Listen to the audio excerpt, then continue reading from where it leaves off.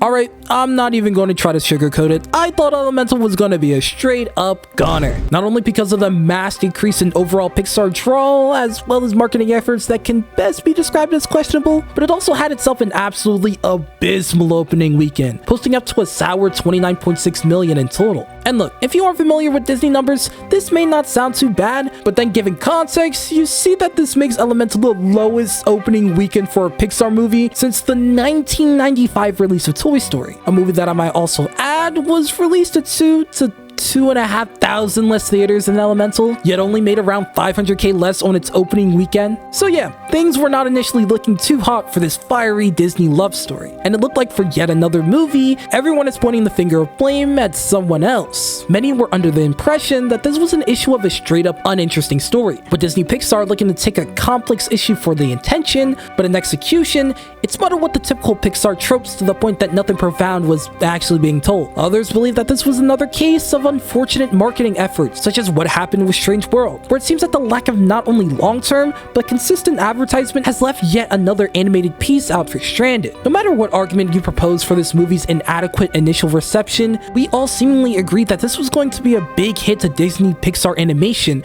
in a row of other hapless releases. So imagine everyone's surprise when it's reported not only have they been making a major comeback financially, but that they have been the highest earning Disney animated project since 2019. This shocking revelation sort of split up movie lovers alike into three distinct groups. One minority of people were upset because they disliked this movie and possibly Disney and wanted it to flop. Another minority of people loved the movie and were glad that it didn't flop, and that just left the majority of us who were questioning how this even happened in the first place. And after doing a bit of digging, I think I can give you an answer to that. Or answers, because this is a culmination of individual factors that added up and ended up leading to this box office booming phenomenon taking place, as what will come first was the ridicule. The historic levels of opening weekend failure this movie achieved was obviously going to make waves amongst the film sphere and even outside of that. You of course have those that are using the likes of Lightyear, Strange World, and now Elemental to develop misunderstood narratives from their shortcomings, but this movie's failure was hyper-scrutinized more so to the fact that it was shaping up to look like a flop around the time it was released, that Disney had lost an estimated $900 million over its last 8 releases. A major blowback that of course will shoot their most recent failure in Elemental into the spotlight. And look,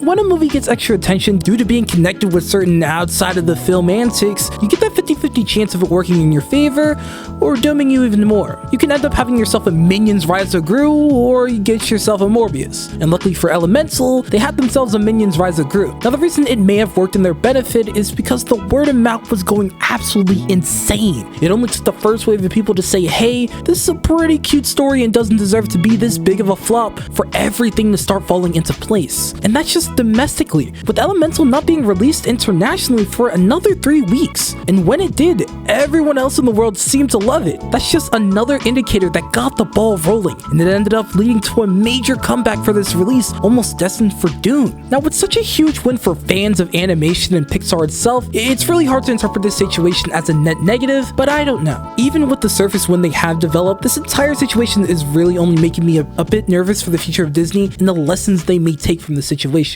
Like, let's start off with the box office itself, which at the time of this recording is just over 316 mil for now. To get an extremely rough estimate of what this movie needs to make in order to just break even, I will be using both the 50-40-25 rule and the 2.5 rule. The 50-40-25 rules operate under the common belief that a production company takes home around 50% of what a movie makes domestically, 25% of what that movie made in the Chinese markets, and 40% of what they made everywhere else in the world. It also operates under the assumption that marketing costs and miscellaneous costs will be offset by the ancillary revenue, which is basically the money made from non-theatrical release means such as streaming licensing, merchandising, product placement, etc. The 2.5 rule operates under the even simpler idea that a big budget film that isn't greatly unproportionately gaining popularity in foreign markets as opposed to domestic markets is going to need to make roughly 2.5 times its production cost in order to break even. This is an extremely rough estimate. We will never know the exact numbers, as sometimes films can be a bit touchy with the stats, especially when it comes to things such as marketing costs. However, this methodology has been seen to at least give us a decent range to work with, especially when applied to these bigger budget films. Now with the 50-40-25 rule and a lot of rounding, you're looking at Pixar having made $137.5 million, which is pretty far off from the $200 million production cost. Even using the 2.5 rule and knocking off a lot from that perceived lack of advertisement, that still leaves the pretty reasonable $450 million they need to make to break even, which is a quite substantially larger number than that roughly $316 million they currently have and have acquired over the 30 days since being released domestically. I'm not saying it's impossible for them to eventually break even, with them probably planning on staying in theaters for another month or so, but it's just the fact that these greatly improved Pixar box office numbers are still fighting their hearts out to just break even. That's what truly scares me for the future of the entirety of Disney animation. And no, I don't fear that these companies will go out of business, but rather what drastic measures of killing creativity are they willing to do in response to this in order to get back into that green? Because for all we know, this may be the last year of original IPs before we're like spam with sequels and remakes for the next 5 years. You know, yes, the pandemic played a major part in the current position for this company financially, but a lot of the more long-term effects are purely due to their own greed, as I wholeheartedly believe that the straight-to-Disney Plus model that this company implemented during lockdown was one of the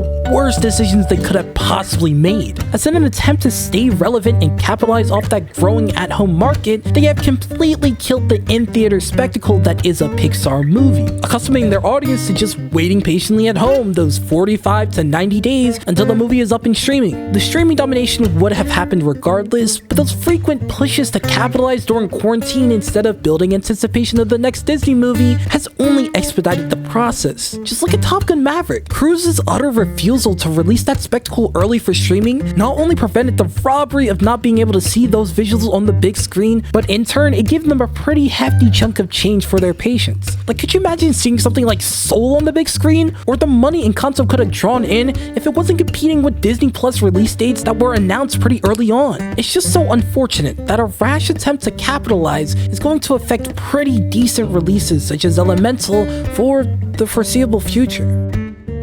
If you want to hear about an animation company that actually did end up finding themselves some success, check out my deep dive analysis on Miles Morales. And if you want to keep up with the Pixar train, go watch my analysis of Pixar's Soul. That's a good one. Make sure you like and subscribe to the channel on the way to 1K, and thank you for watching.